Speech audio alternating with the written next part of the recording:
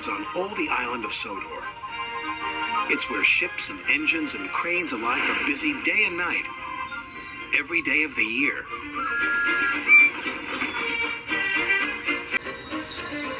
But poor Cranky the Crane never gets a nap. He never gets to sleep early. He works all the time.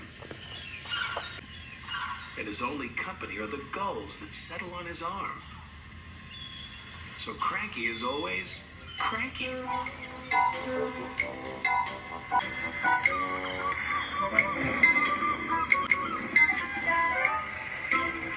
Ahoy there, Cranky, cried Salty. Where have you been? Snapped Cranky. And a good day to you too, Captain. Bill and Ben arrived for work, full of mischief. Hurry up, snapped Cranky. I haven't got all day.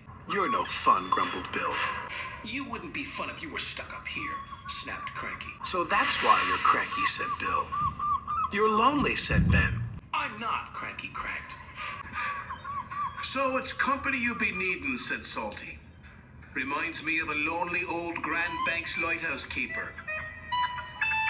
Not another one of your stories, cried Cranky. Oh, please, Salty, they chimed. We haven't heard it. 'Twas in the middle of a wee naughty storm, Salty began. The likes of which you see once in a lifetime. This made Cranky very cranky. So cranky that he swung his arm around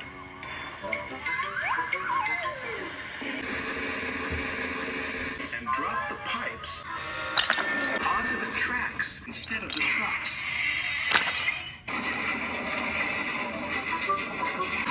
Whoops, said Cranky meekly. You've blown the main now, matey, said Salty. The engines were trapped. You're gonna get into trouble, sang Bill and Ben. Sir Topham Hatt was in his office being measured for a new suit. When he heard the news, he left immediately for the docks. Sir Topham Hatt knew that any delay at the docks could cause trouble. You have made a terrible mess, Cranky, he said sternly. I'm sorry, sir, Cranky whispered. You engines will have to stay here tonight until Harvey clears up this mess in the morning. Cranky's heart sank as Salty uttered those fateful words. That reminds me of a story. It was a bitter cold winter. The brave little ship was stuck until the ice melted the next spring. He barely made it round the Cape. After 100 scary days at sea without a scratch, he sailed into port and crashed his bow not 15 feet from my buffers. Luckily, no one was hurt. Except my ears, wailed Cranky. Salty spent all night telling tales of powerful storms, daring rescues, and brave little ships. And when the sun rose, he was still talking. And talking.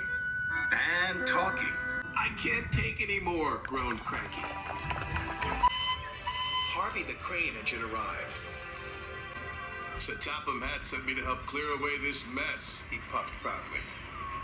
Cranky was so pleased the engines would be going soon, he forgot to be cranky. I'll never misbehave again, he promised, as long as I don't have to listen to any more of Salty's stories. And after Harvey and the workmen had cleared the wreckage, Cranky worked hard all day. He carefully loaded the trucks, helped speed the engines on their way, and he said please and thank you. This is new, puffed Thomas, but he had spoken too soon. Cranky couldn't help himself.